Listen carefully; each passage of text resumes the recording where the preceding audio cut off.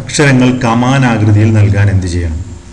ഇതിനു വേണ്ടി നമ്മൾ ടെക്സ്റ്റ് ബുക്കിലെ പേജ് നമ്പർ 15 നൽകിയിരിക്കുന്ന പ്രവർത്തനങ്ങൾ ചെയ്യുന്നതിന് വേണ്ടി നീല നിറത്തിലുള്ള ഒരു അർദ്ധവൃത്തമാണ്. അതിനുവേണ്ടി നമ്മൾ നീല നിറം സെലക്ട് ചെയ്യുന്നു. Create circle or ellipse tool select ചെയ്തതിന് ശേഷം ഒരു വൃത്തം നമ്മൾ വരക്കുന്നു. ഇവിടെ ചേഞ്ച് എന്ന ഈ ഭാഗത്ത് സ്റ്റാർട്ട് എന്ന ഈ സംഖ്യ മാറ്റി സെലക്ട് ചെയ്തതിന് ശേഷം 180 ടൈപ്പ് ചെയ്ത് എൻ്റർ എന്ന സമയത്ത് നമുക്ക് ഈ വൃത്തം ഒരു അർദ്ധവൃത്തമായി ലഭിക്കുന്നു. ഇനി ഇതിൽ അക്ഷരങ്ങൾ കമാനാകൃതിയിൽ ടൈപ്പ് ചെയ്യാനുള്ളത് എ കുടുംബശ്രീ ഇനീഷ്യേറ്റീവ് എന്നാണ്. ഇതിനു വേണ്ടി നമ്മൾ ചുവന്ന നിറം text create and edit text object select ചെയ്തതിന് ശേഷം ഇവിടെ ക്ലിക്ക് ചെയ്യുന്നു. എ കുടുംബശ്രീ ഇനീഷ്യേറ്റീവ് എന്ന് ടൈപ്പ് ചെയ്യുക.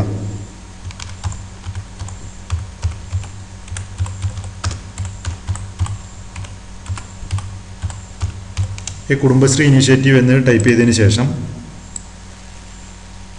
ഇതിൻ്റെ നിറം ചുവപ്പ് നിറം നൽകുക.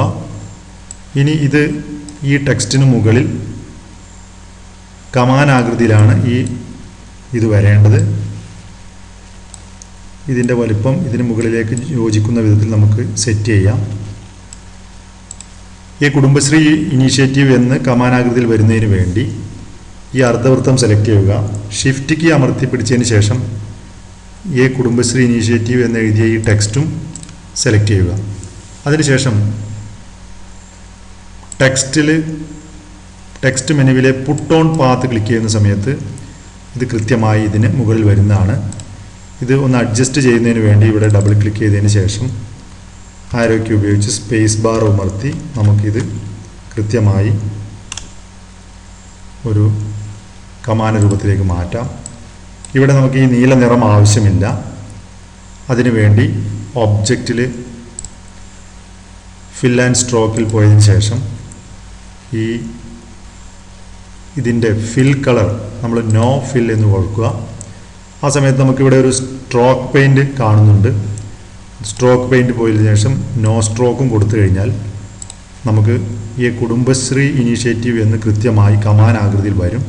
ഇത് ക്ലിക്ക് ചെയ്ത് ഈ ഭാഗത്തേക്ക് മാറ്റിയാൽ ആ പ്രവർത്തനം ഇവിടെ അവസാനിക്കും. ആവശ്യമായ മാറ്റങ്ങൾ വരുത്തി ഈ രൂപത്തിൽ വെക്കാം. ഇനി നമുക്ക് ഇതിനൊരു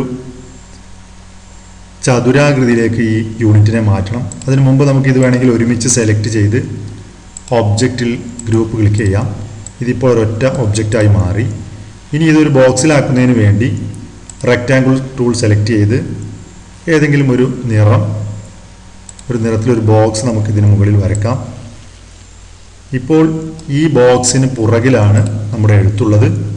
നമ്മൾ സാധാരണ ചെയ്യുന്നത് പോലെ ഈ നീല റെക്റ്റാങ്കിൾ ചതുരത്തെ ബാക്കിലേക്ക് കൊണ്ടുപോകുന്നതിന് വേണ്ടി ഒബ്ജക്റ്റ് മെനുവിലെ ലോവർ ടു ബോട്ടം ക്ലിക്ക് ചെയ്യുക.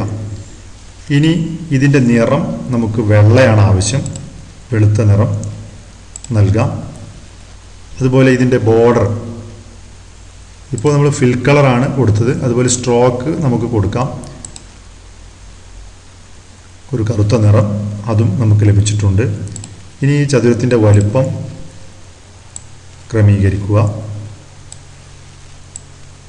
ക്രമീകരിച്ചതിന് ശേഷം ഇതും നമുക്ക് ഇതുപോലെ സെലക്ട് ചെയ്ത് ഒബ്ജക്റ്റിൽ ഗ്രൂപ്പ് ക്ലിക്ക് ചെയ്യാം. മൊത്തത്തിൽ നമുക്ക് ഇതിൻ്റെ വലിപ്പം കൂട്ടുകയും കുറയ്ക്കുകയും ഈ തരത്തിൽ ചെയ്യാവുന്നതാണ്. സേവ് ചെയ്യുക.